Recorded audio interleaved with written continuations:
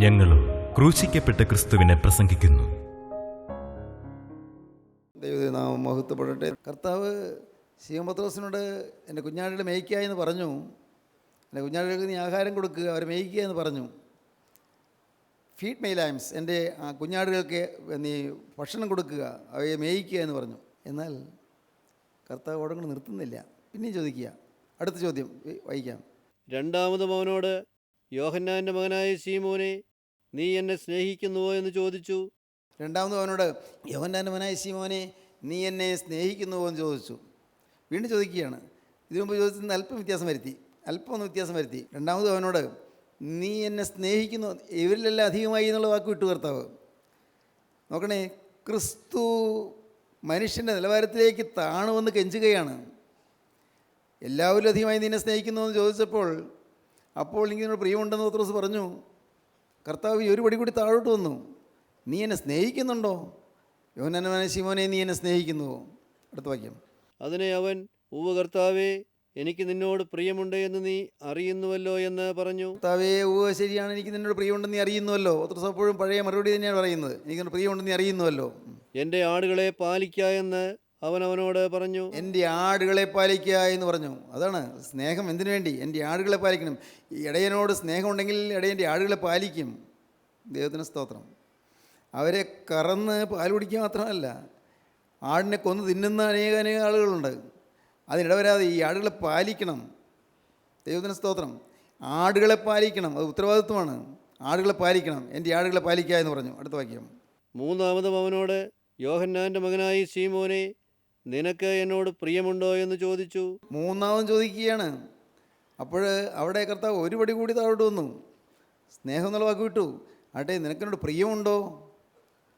മൂന്നാമത് ചോദിക്കുകയാണ്, നിനക്കെന്നോട് പ്രിയമുണ്ടോ? നീ പറഞ്ഞു എനിക്ക് എന്നോട് പ്രിയമുണ്ടോ നീ അറിയുന്നല്ലോ എന്ന് പറഞ്ഞു. ശരി, നിനക്കെന്നോട് പ്രിയമുണ്ടോ? നീ വാസ്തവമാണോ പറഞ്ഞത്? ദൈവത്തിന് സ്തോത്രം. 3 പ്രാവശ്യം പത്രോസിനോട് കർത്താവ് ചോദിച്ചു. 3 പ്രാവശ്യം പത്രോസിനെ കൊണ്ട് ഏറ്റുപറയിപ്പിച്ചു. പ്രിയമുണ്ട്. സ്തോത്രം. പ്രിയപ്പെട്ടവരെ, 3 പ്രാവശ്യം പത്രോസ് തള്ളി പറഞ്ഞു. 3 പ്രാവശ്യം കർത്താവ് പത്രോസിനോട് സംസാരിച്ചു. സ്തോത്രം. എന്തൊരു ഭാഗ്യം. സ്നേഹിതരെ, നിങ്ങൾ യേശുവിനെ തള്ളി പറഞ്ഞതായ എല്ലാം യേശു അറിഞ്ഞിട്ടുണ്ട്. എല്ലാം തിരുത്താൻ കർത്താവ് ആവശ്യപ്പെടുന്നു. തിരുത്തുക. 3 പ്രാവശ്യം പത്രോസ് യേശുവിനെ തള്ളി പറഞ്ഞു. മുന്നറിയിപ്പുകൾ കിട്ടിയിട്ടും തള്ളി പറഞ്ഞു. പക്ഷേ ഇപ്പോഴിതാ 3 പ്രാവശ്യം പത്രോസിനെ കൊണ്ട് പറയും, എനിക്ക് നിന്നോട് പ്രിയമുണ്ട് എന്ന് 3 പ്രാവശ്യം പറയിപ്പിക്കുന്നു. നമുക്കറിയാമല്ലോ, പൂർവ്വപിതാവായ യാക്കോബ് അവൻ്റെ ജീവിതത്തിൽ, അവൻ്റെ ചെറുപ്രായത്തിൽ അപ്പൻ്റെ അടുക്കൽ ഒരു നുണ പറഞ്ഞു. എന്താ നുണ പറഞ്ഞത്? നീ ആരാകുന്നു മോനെ എന്ന് അപ്പൻ ചോദിച്ചു. പാവം ഇസ്ഹാക്കിൻ്റെ കണ്ണുകാഴ്ച മങ്ങിപ്പോയിരുന്നു, അപ്പൻ്റെ കണ്ണുകാഴ്ച കുറഞ്ഞു പോയിരുന്നു. ആരാണ് മോനെ എന്ന് ചോദിച്ചു. ഞാൻ നിൻ്റെ ആദ്യ ഏശാവ്. പച്ചക്കള്ളം പറഞ്ഞു അപ്പൻ്റെ മുമ്പിൽ. പച്ചക്കള്ളം, ഞാൻ നിൻ്റെ ആദ്യ ഏശാവ്. മോനെ നിൻ്റെ ശബ്ദം കേട്ടിട്ട് യാക്കോബിൻ്റെ ശബ്ദം പോലെ ഇരിക്കുന്നില്ല, നീ അടുക്കളയ്ക്ക് അത് നോക്കട്ടെ, ഞാൻ നോക്കട്ടെ. പാവം ആ കണ്ണുകാഴ്ചയില്ലാത്ത അപ്പൻ മോനെ തപ്പി നോക്കുക. ഏശാവിൻ്റെ ശരീരത്തിൽ ധാരാളം രോഗങ്ങളുണ്ട്, യാക്കോബിൻ്റെ ശരീരത്തിൽ അത്രയും രോഗങ്ങളില്ല. അപ്പൻ തപ്പി നോക്കി, ശരിയാ ഏശാവ് തന്നെയായിരിക്കും, കാരണം രോഗമുണ്ട്. എങ്ങനെയാണ് രോഗം ഉണ്ടായത്? അവൻ ആട്ടിൻ തോല് കൊണ്ട് പൊതിഞ്ഞാണ് ചെന്നിരിക്കുന്നത്. സൂത്രവും കൗശലവും ഉണ്ടായിരുന്നു. സൂത്രവും കൗശലവും ഉപായിയായിരുന്നല്ലോ. അവൻ ഈ ആട്ടിൻ രോഗം കൊണ്ട് പൊതിഞ്ഞ്, ആട്ടിൻ രോഗം കൊണ്ടുള്ള ഉടുപ്പ് പൊതിഞ്ഞാണ് ചെന്നിരിക്കുന്നത്. അപ്പം തപ്പി നോക്കിയപ്പോൾ ശരി, രോഗം, ധാരാളം രോഗം. അപ്പനെ കബളിപ്പിച്ച ആ യാക്കോബിനെ ദൈവത്തിന് അനുഗ്രഹിക്കണമെങ്കിൽ യാക്കോബ് സ്വന്തം നാവ് കൊണ്ട് ഏറ്റു പറയണം, ഞാൻ യാക്കോബ് എന്ന് ഏറ്റു പറയണം. യാബോക്ക് കടവിങ്കൽ യാക്കോബിന് ഇസ്രായേൽ എന്ന് പേര് കിട്ടിയത് എങ്ങനെയാണെന്ന് നിങ്ങൾക്കറിയാമോ? ദൈവം ചോദിച്ചു, നിൻ്റെ പേരെന്ത് എന്ന് ചോദിച്ചു. യാക്കോബ് പറഞ്ഞു, നീ എന്നെ അനുഗ്രഹിച്ചാൽ ഞാൻ നിന്നെ വിടുകയില്ല. ശരി, അനുഗ്രഹിക്കാം, പക്ഷേ നിൻ്റെ പേരെന്ത്? യാക്കോബ് പറഞ്ഞു, ഏശാവും കൂട്ടർ എന്നെ ആക്രമിക്കാൻ വരുന്നു, എന്നെ പിടിച്ച് കൊന്നുകളയും, എന്നെ, എൻ്റെ ഭാര്യമാരെ, എൻ്റെ കുഞ്ഞുങ്ങളെ എല്ലാം കൊന്നുകളയും. ഏശാവ് വരുന്നു. 20 കൊല്ലം കഴിഞ്ഞിട്ടും എൻ്റെ ചേട്ടൻ്റെ കോപം മാറിയിട്ടില്ല, എന്നെ കൊല്ലാനാണ് വരുന്നത്. ഇനി കർത്താവേ, നീ എന്നെ അനുഗ്രഹിച്ചല്ലാതെ ഞാൻ നിന്നെ വിടുകയില്ല, എനിക്ക് വേറെ രക്ഷയില്ല. അപ്പോഴാണ് പറഞ്ഞത്, നിൻ്റെ പേരെന്ത്? സ്തോത്രം. തിരുത്തണം. യാക്കോബ് പറഞ്ഞു, ഞാൻ യാക്കോബാകുന്നു. പാവം വിക്കി പറയുകയാണ്, ഞാൻ യാക്കോബാകുന്നു. 20 കൊല്ലം മുമ്പ് സ്വന്തം അപ്പൻ്റെ മുമ്പിൽ നിന്ന് ഞാൻ നിൻ്റെ ആദ്യ ഏശാവെന്ന് പറഞ്ഞ അതേ നാവ് കൊണ്ട് തിരുത്തി പറയണം, ഞാൻ യാക്കോബാകുന്നു എന്ന്. ഇനി നിൻ്റെ പേര് യാക്കോബ് എന്നല്ല, നിൻ്റെ പേര് ഇസ്രായേൽ എന്നാകും. ഹല്ലേലൂയ. പ്രിയപ്പെട്ടവരെ, തിരുത്താൻ വല്ലതുണ്ടോ നിങ്ങൾക്ക്? 3 പ്രാവശ്യം ഈ പത്രോസ് തള്ളി പറഞ്ഞു, 3 പ്രാവശ്യം പത്രോസിനെ കൊണ്ട് ഏറ്റു പറയിപ്പിച്ചു. തിരുത്താൻ എല്ലാം കണ്ടുവയ്ക്കുന്നതല്ലേ ദൈവം, എല്ലാം തിരുത്താം. ഇന്ന് നമുക്ക് തിരുത്താൻ അവസരമുണ്ട്, ഇന്ന് നമുക്ക് നേരെയാകാൻ അവസരമുണ്ട്, ഇന്ന് നമുക്ക് മാപ്പി വയ്ക്കാൻ അവസരമുണ്ട്, ഇന്ന് നമുക്ക് ഹൃദയം തകർന്ന് കരയുവാൻ അവസരമുണ്ട്, ഇന്ന് അനുഭവിക്കാൻ നമുക്ക് സമയമുണ്ട്. ഇന്ന് നമ്മുടെ ശരീരത്തിൽ ജീവൻ തുടിച്ചുകൊണ്ടിരിക്കുമ്പോൾ ഇപ്പോൾ നമുക്ക് പ്രാർത്ഥിക്കാം, യാചിക്കാം, അപേക്ഷിക്കാം, നമുക്ക് മോചനത്തിന് വേണ്ടി യാചിച്ചുകൊണ്ട് ദൈവസന്നിധിയിലേക്ക് ചെല്ലാം. ഇന്ന് അതിനുള്ള അവസരമുണ്ട്. നാളെയോ ആർക്കറിയാം? നാളെ ഈ ശരീരത്തിൽ ജീവൻ ഉണ്ടായിരിക്കുമോ ആർക്കറിയാം? നാളെ ഈ ശരീരം നിർജ്ജീവമായി കിടക്കുകയായിരിക്കുമോ ആർക്കറിയാം? നാളെ ഈ സമയത്ത് ഈ ശരീരം നിർജ്ജീവമായി വെറും തലയിൽ കിടക്കുകയാണെങ്കിൽ കട്ടിൽ കിടക്കുകയാണോ ആർക്കറിയാം? ദൈവത്തിന് സ്തോത്രം. ഇന്ന് സുബോധമുണ്ട്, ഇന്ന് ഓർമ്മയുണ്ട്, ഇന്ന് ചിന്തിക്കാൻ കഴിവുണ്ട്, ഇന്ന് കേൾക്കാനുള്ള കേൾവിയുണ്ട്, ഇന്ന് നമുക്ക് ഏറ്റുപറയാനുള്ള അവസരമുണ്ട്. ഏറ്റുപറയണം, തിരുത്തണം, എല്ലാം തിരുത്തണം. സ്തോത്രം. ദൈവത്തിൻ്റെ നാമം മഹത്വപ്പെടട്ടെ. സ്തോത്രം. എന്തെങ്കിലും തിരുത്താനുണ്ടോ നിങ്ങൾക്ക്? പ്രിയപ്പെട്ടവർ ചോദിക്കട്ടെ, നിങ്ങൾക്ക് എന്തെങ്കിലും തിരുത്താൻ തോന്നുന്നുണ്ടോ? എന്തെങ്കിലും ജീവിതത്തിൽ ഏതെങ്കിലും പാകപ്പിഴകൾ വന്നത്, ആരെങ്കിലും മുറിപ്പെടുത്തിയത്, ആരെങ്കിലും വേദനിപ്പിച്ചത്? ഒരുപക്ഷെ സ്വന്തം ഭർത്താവിനെ ആയിരിക്കാം. സ്വന്തം ഭർത്താവിനെ അദ്ദേഹത്തിൻ്റെ സ്നേഹത്തെ കാണാതെ അദ്ദേഹത്തെ മുറിപ്പെടുത്തുന്ന വാക്കുകൾ കൊണ്ട് അദ്ദേഹത്തെ വേദനിപ്പിച്ചത് ഒരുപക്ഷെ നിങ്ങൾക്ക് ഓർക്കാൻ പറ്റും. ഭാര്യയെ ഉപദ്രവിച്ചവർ, ഭാര്യയെ വേദനിപ്പിച്ചവർ, ആ സാധു സ്ത്രീയെ വാക്കുകൾ കൊണ്ട് കുത്തി മുറിവേൽപ്പിച്ചവർ, ആയുധം കൊണ്ടൊന്നുമല്ല, വാക്കുകൊണ്ട് കുത്തി മുറിവേൽപ്പിച്ചവർ, ആ നിരപരാധിയായ സ്ത്രീയെ സംശയിച്ചവർ, അവൾക്ക് വേറെ ആരോടോ ബന്ധമുണ്ടെന്നൊക്കെ സംശയിച്ച്, അത് മനോരോഗമാണ്. അങ്ങനെ സംശയിക്കുന്ന രോഗം സംശയരോഗമാണ്, അത് ചികിത്സിക്കേണ്ടതാണ്. പക്ഷേ അതുകൂടാതെ എപ്പോഴും ഭാര്യയെ സംശയിക്കുകയും സാധുവിനെ മർദ്ദിക്കുകയും ചെയ്യുന്നവർ. തിരുത്താം, ഇപ്പോൾ തിരുത്താൻ തുടങ്ങാം. ദൈവത്തിന് സ്തോത്രം. ദൈവത്തിന് വലിയ നാമം മഹത്വപ്പെടും. തിരുത്താം.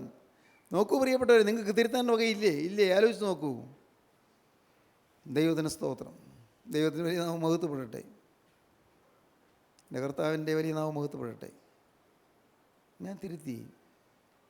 ഞാൻ മാപ്പ് ചോദിക്കേണ്ടവരോട് മാപ്പ് ചോദിച്ചു. കർത്താവേ, വാഴോട് രാജശ്രീ ഹൈസ്കൂളിലെ ഒരു 3 പുസ്തകങ്ങളുടെ കയ്യിൽ ചുരുപ്പുണ്ടായിരുന്നു. ഞാൻ അവിടെ നിന്ന് കോളേജിലേക്ക് വന്നപ്പോൾ 9 കൊല്ലം മുമ്പ് എൻ്റെ കയ്യിലുണ്ടായിരുന്ന പുസ്തകങ്ങൾ ഞാൻ തിരിച്ചു കൊടുത്തില്ല. ഹൈസ്കൂളിൽ നിന്ന് കോളേജിലേക്ക് വന്നപ്പോൾ ഉണ്ടായിരുന്ന 3 പുസ്തകങ്ങൾ എൻ്റെ അലമാരി ഇരിപ്പുണ്ടായിരുന്നു. ഗവനിച്ചില്ലെന്നേ ഉള്ളൂ, മനഃപൂർവ്വമൊന്നുമല്ല, ഗവനിച്ചില്ല.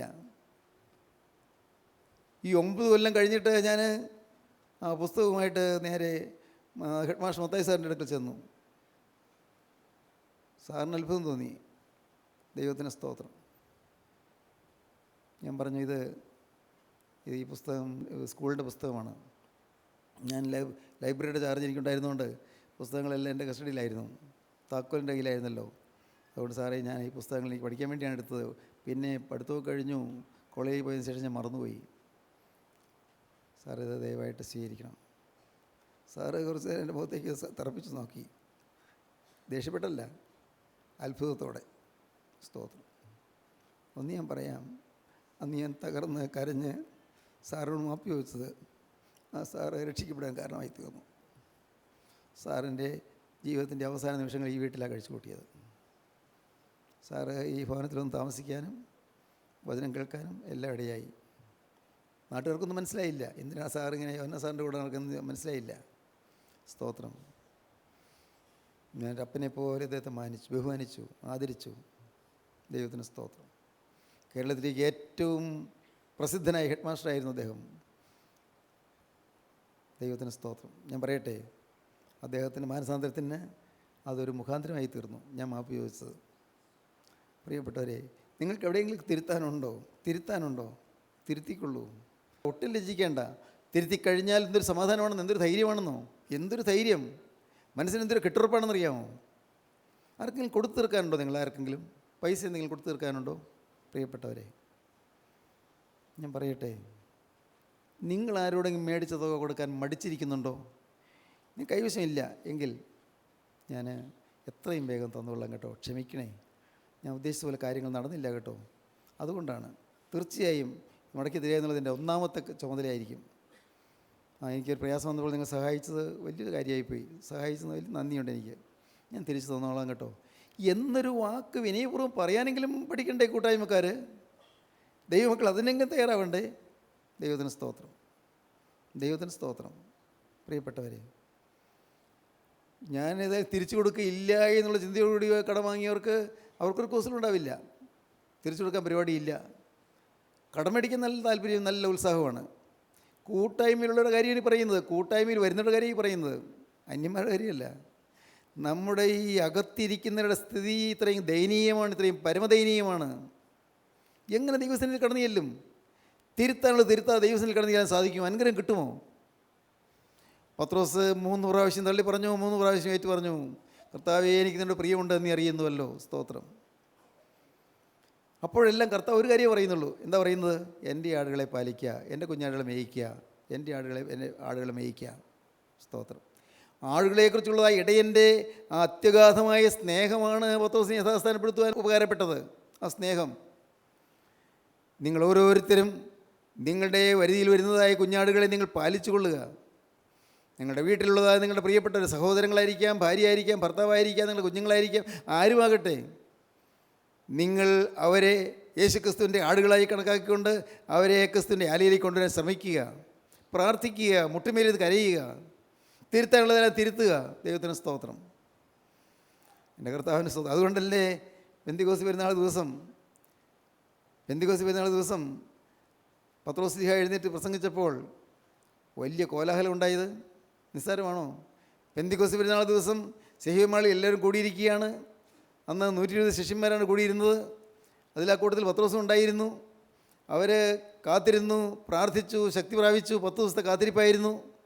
സ്വകാര്യം മുതൽ 10 ദിവസം അവർ കാത്തിരുന്നു, പരിശുദ്ധാത്മാവിന് വേണ്ടി കാത്തിരുന്നു, ജാഗരിച്ച് കാത്തിരുന്നു, ഉപവാസത്തോടും പ്രാർത്ഥനയോടുകൂടിയിരുന്നു. അവർക്ക് അവരുടെ മേൽ പരിശുദ്ധാത്മാവ് വന്ന് കൊടിയ കാറ്റടിക്കുന്നത് പോലെ ശബ്ദമുണ്ടായി. 2-ാം അധ്യായം, അപ്പോസ്തലപ്രവൃത്തി 2-ാം അധ്യായം 1-ാം വാക്യം മുതൽ വലിയൊരു അനുഭവം ഉണ്ടായി. കൊടിയ കാറ്റടിക്കുന്നത് പോലെ. തിരുത്തിയാൽ, യഥാസ്ഥാനപ്പെട്ടാൽ നിങ്ങളുടെ മേൽ കൊടിയ കാറ്റടിക്കുന്ന അനുഭവം നിങ്ങൾക്ക് ലഭിക്കും. പരിശുദ്ധാത്മാവിൻ്റെ അത്ഭുത പ്രവാഹം നിങ്ങൾക്ക് ലഭിക്കും. പരിശുദ്ധാത്മാവിൻ്റെ ശക്തി നിങ്ങളിലേക്ക് പകരും. പെന്തക്കോസ്ത് നാൾ വന്നപ്പോൾ എല്ലാവരും ഒരു സ്ഥലത്ത് ഒന്നിച്ചു കൂടിയിരുന്നു. പെട്ടെന്ന് കൊടിയ കാറ്റടിക്കുന്നത് പോലെ ആകാശത്ത് നിന്ന് ഒരു മുഴക്കമുണ്ടായി. കൊടിയ കാറ്റടിക്കുന്ന പോലെ ആകാശത്ത് ഒരു മുഴക്കമുണ്ടായി. അവർ ഇരുന്നിരുന്ന വീട് മുഴുവനും നിറച്ചു.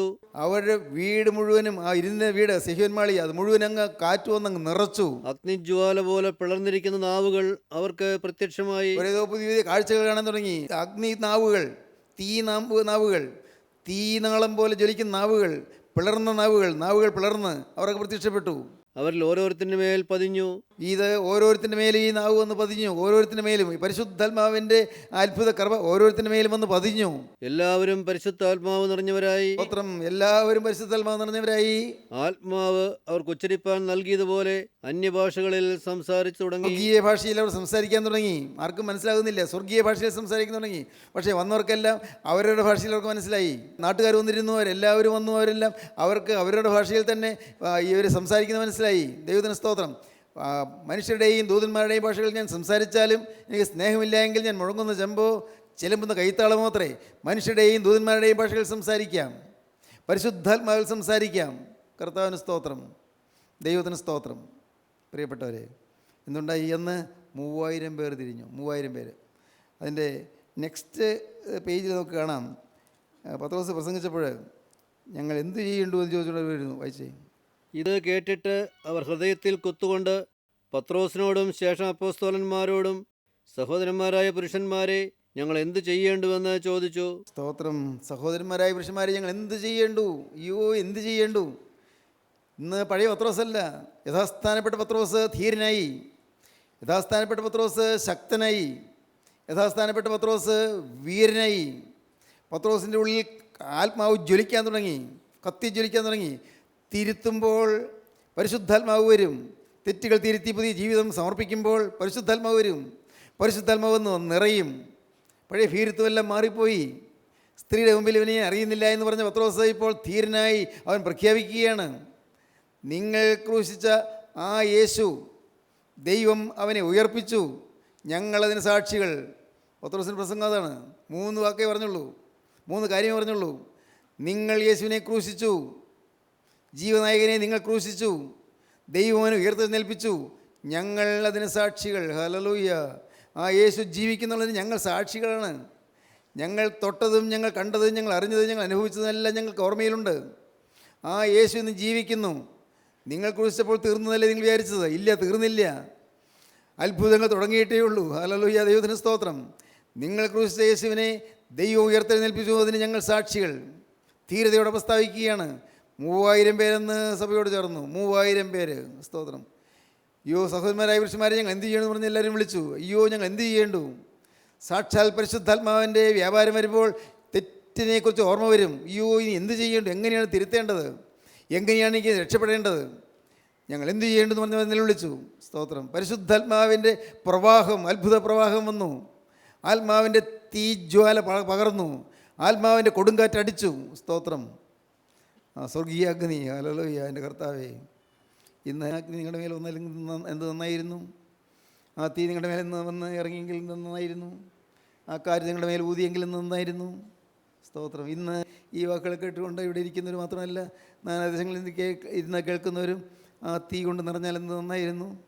അവരുടെ മേലെല്ലാം ആ പിളർന്ന തീ നാവ് വന്ന് പതിഞ്ഞാൽ എന്ത് നന്നായിരുന്നു.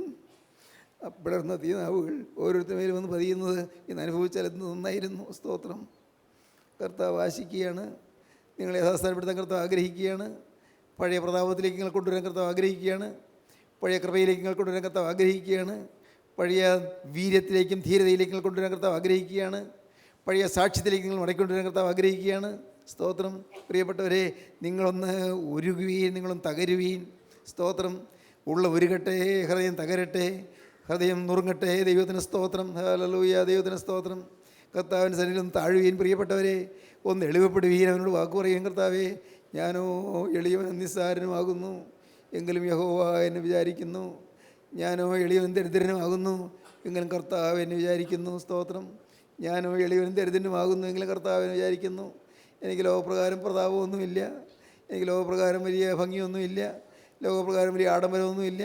കർത്താവേ, ഞാനോ എളിയവനും ദരിദ്രനുമാകുന്നു, എങ്കിലും കർത്താവ് എന്നെ വിചാരിക്കുന്നു.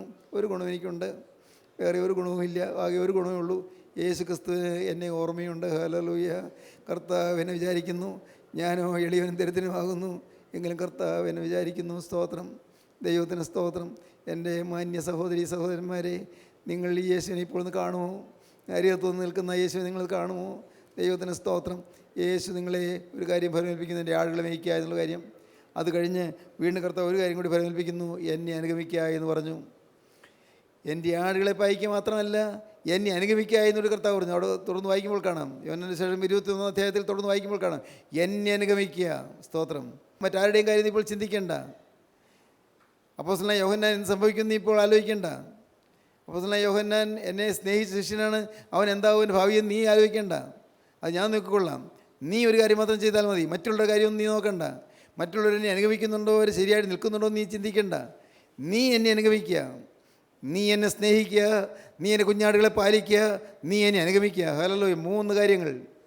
നീ എന്നെ സ്നേഹിക്കുക, നീ എൻ്റെ കുഞ്ഞാടുകളെ പാലിക്കുക, നീ എന്നെ അനുഗമിക്കുക. അനുഗമിക്കാൻ പോകുന്നവനായി ഒരാളേ ഉള്ളൂ, അനുഗാമികൾക്ക് ആശ്രയം. അനുഗമിക്കാൻ പോകുന്നതായി ഒരാളേ ഉള്ളൂ, അത് കർത്താവായ യേശു ക്രിസ്തുവാണ്.